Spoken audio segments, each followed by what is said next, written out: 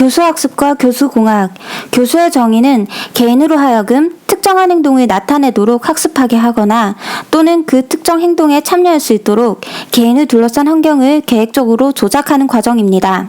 학습이란 주어진 환경 속에서 계속적인 경험으로 일어나는 행동의 변화를 말합니다. 단 그러한 행동의 변화는 타고난 반응 경향, 성숙 또는 피로나 약물에 의한 일시적 상태의 변화로는 설명될 수 없습니다. 교수 방법이란 교육 목표를 달성하기 위해 취해지는 수단을 말합니다. 즉, 설정된 교수 목표의 달성을 위하여 선정된 교수 내용을 가지고 학습자에게 효과적으로 전달하기 위한 실행력 있는 과정입니다.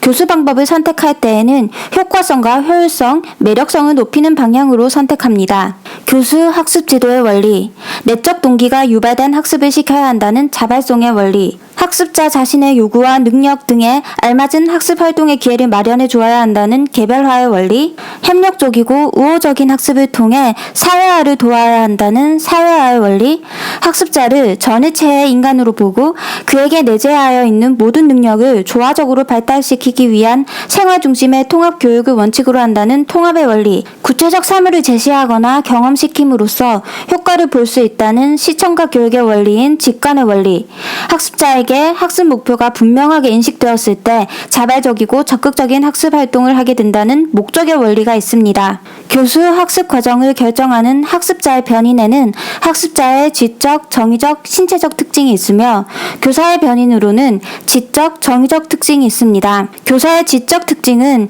교사의 지능보다는 언어 유창성이 더 관련이 있다고 합니다. 수업 변인으로는 수업 절차, 수업 활동, 수업 매개, 수업 조직이 있으며 환경 변인에는 지역사회 환경과 가정 환경, 학교 환경이 있습니다. 교수 학습 이론, 캐롤의 학교 학습 모형. 캐롤은 학습의 정도를 학습에 필요한 시간분의 학습에 사용한 시간으로 나타내었는데요. 학습에 필요한 시간에는 학생의 변인으로서 적성, 수업 이해력, 그리고 교사의 변인으로 수업의 질이 있습니다. 학습에 사용한 시간에 관련된 학생 변인으로는 학습 지속력, 교사 변인으로는 학습의 기회가 있습니다. 적성의 정의가 그 행동을 학습하기까지 걸리는 시간이 짧은 경우 적성이 높다라고 정의를 하였기 때문에 적성이 많은 학생은 당연히 학습에 필요한 시간이 적습니다. 수업 이해력은 지능, 언어 이해력과 관련이 있습니다. 학생이 수업 이해력이 높다면 당연히 학습에 필요한 시간이 줄어들게 되는데요. 이때 교사가 수업의 질을 높인다면 학생의 수업 이해력을 높일 수 있어 학습에 필요한 시간을 줄어들게 만들 수 있습니다. 학습 지속력이란 학생이 실제로 공부를 지속하는 능력을 말하고 학습의 기회란 교사에 의해 주어지는 학습 시간을 말합니다. 즉, 읽을 시간, 생각할 시간 등을 말합니다. 따라서 적성이 크고 수업 이해력이 높고 수업의 질이 좋다면 학습에 필요한 시간이 줄어들어 학습의 정도를 높일 수 있고 학습 지속력과 학습의 기회가 충분하다면 학습에 사용한 시간을 높일 수 있어 학습의 정도를 높일 수 있습니다. 블룸의 완전학습 모형. 완전학습이란 학급 안에 약 95%의 학생들이 주어진 학습 과제의 약 90% 이상을 완전히 학습하는 것을 말합니다. 완전학습 모형을 보겠는데요. 모형을 외운다기보다는 어떻게 하여 완전학습이 일어나는지 그 과정을 이해하는 데 초점을 두시기 바랍니다. 먼저 첫 번째 단계로 기초학습에 결함이 있는지 진단합니다. 만약 결함이 있다면 기초학력을 보충하는 과정을 거칩니다. 그렇지 않은 경우 수업 목표를 명시함으로써 수업을 시작합니다. 다음으로 교사가 수업을 하고 수업 보조활동까지 마친 후 형성평가를 합니다. 형성평가 결과 완전학습에 도달하지 못했다면 보충학습을 하고 도달하였다면 심화학습을 합니다. 그 후 제2차 학습 기회를 주고 나서 마지막으로 총괄평가를 합니다. 브루너의 교수이론과 발견학습. 브루너는 학습이론이 기술적, 디스크라이티브, 이고 간접적인 반면 교수이론은 특정한 교수 목표에 도달하기 위한 가장 효과적인 방법이 무엇인가를 제시해야 한다는 점에서 처방적이며 교수 사태의 구성과 평가에 필요한 증거들을 일반적으로 진술해야 한다는 점에서 규범적인 성격을 갖는다고 하였습니다. 브루너 교수이론의 4가지 구성 요소, 학습 경향성, 학습 의욕. 학습 경향성이란 학습하고자 하는 의욕 또는 경향으로 준비성 또는 출발점 행동과 유사한 개념입니다. 지식의 구조는 학문이나 교과의 기저를 이루는 핵심적 아이디어나 개념을 말하는 것입니다. 지식의 구조가 가지는 세 가지 특징은 어떠한 영역의 지식도 작동적, 영상적, 상징적인 세 가지 표현 방식이 가능하며 머릿속에 기억해 두었다가 내용을 이해하는 데 동원되는 정보가 되므로 경제성이 있으며 생성력이 있다는데요. 이는 학생이 학습한 명제들이 얼마나 응용력, 전위력이 있는가를 말하는 것입니다. 학습 계열. 계열이란 학습 과제를 순서대로 조직하여 제시하는 원칙으로 브루너는 학습의 계열이 작동적, 영상적, 상징적 표현의 순서에 따라야 한다고 보았습니다. 강화, 상과 벌. 학습은 결과에 대해 피드백이 주어지고 거기에 만족을 얻게 될 때 이루어집니다. 따라서 강화는 내적 보상일 때 학습에 가장 효과적입니다. 발견학습이란 교사의 지시를 최소한으로 줄이고 학생 스스로 자발적인 학습을 통해 학습 목표를 달성하도록 하는 교수 학습의 한 형태입니다.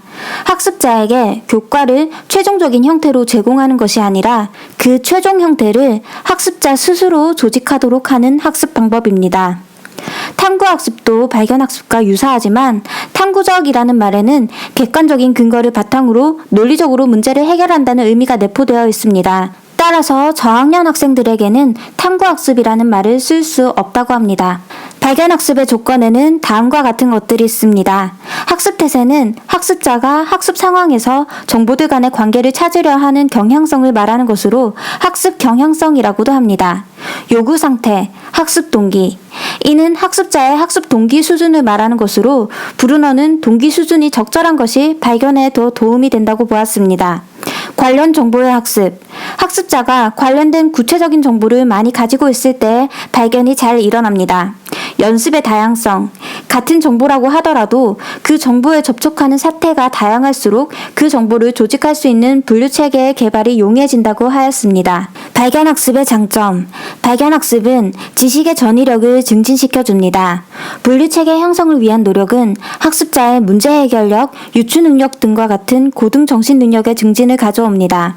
발견의 기쁨에 대한 학습자의 내적 동기를 강화시켜 줄 수 있습니다. 발견학습의 한계. 모든 지식을 학생 스스로 발견할 수는 없으며 문제 해결력만이 교육의 기본 목표는 아닙니다. 발견학습의 특징. 교과의 구조를 알거나 기본 원리를 알게 되면 기본 분류체계의 형성이 증진됩니다. 따라서 교과의 기본 구조에 대한 철저한 학습을 강조합니다. 발견학습은 학습 효과의 전위를 중시합니다.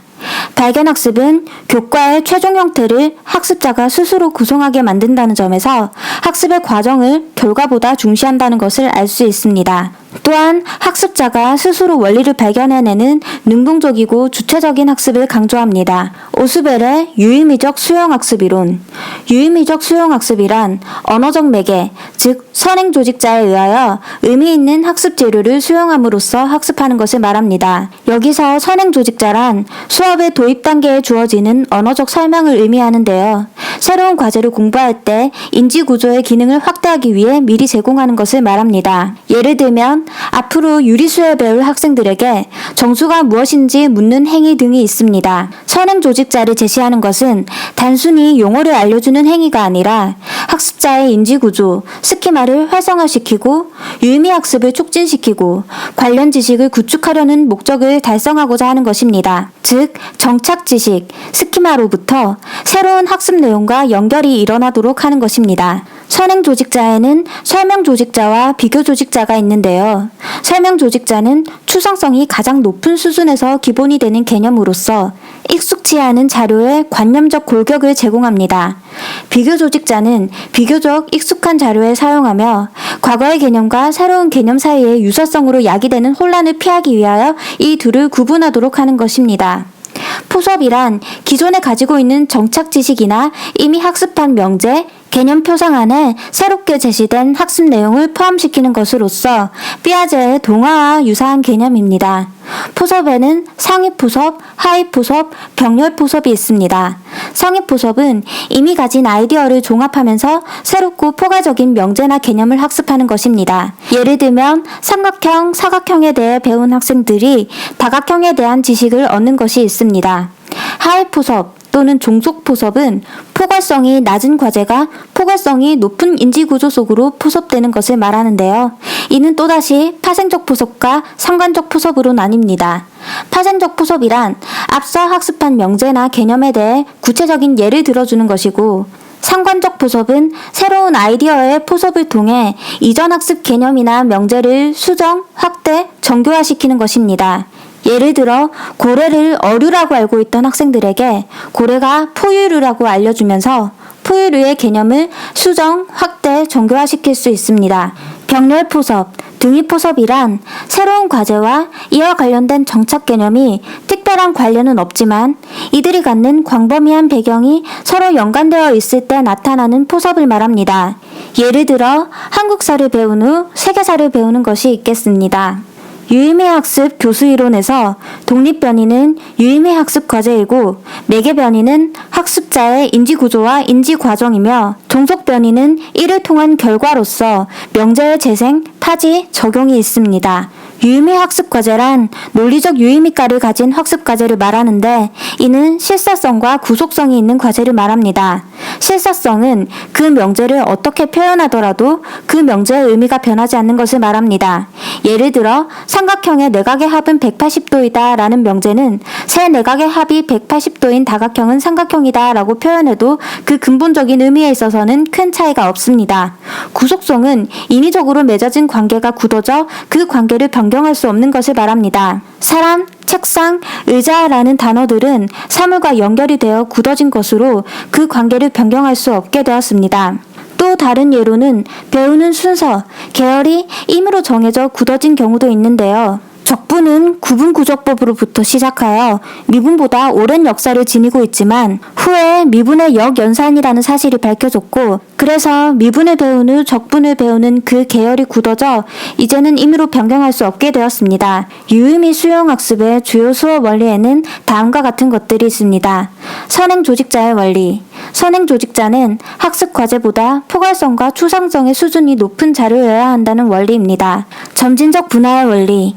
인지구조는 가장 포괄적인 개념이 구조의 최상단을 차지하고 있고, 점차 내려갈수록 분화된 개념이나 구체적 사실이 차지하고 있기 때문에 인지구조는 포괄적 개념이 먼저 제시되어야 분화된 내용을 쉽게 받아들일 수 있다고 합니다.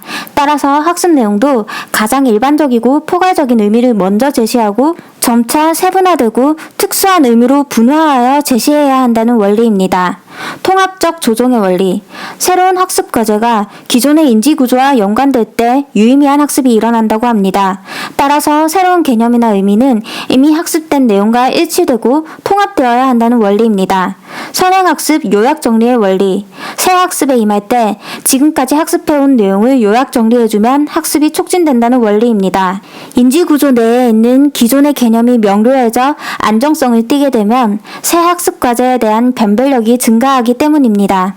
내용의 체계적 조직 원리.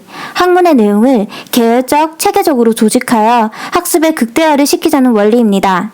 학습 과제가 체계적으로 조직되어 있으면 선행 과제에 대한 지식은 후행 과제에 있어 선행 조직자의 역할을 하게 됩니다. 학습 준비도의 원리. 오스벨의 준비도의 개념은 학습자의 인지구조를 포함하는 발달 수준을 가리킵니다. 적절한 인지구조의 발달이 이루어져야 학습이 가능하다는 것입니다.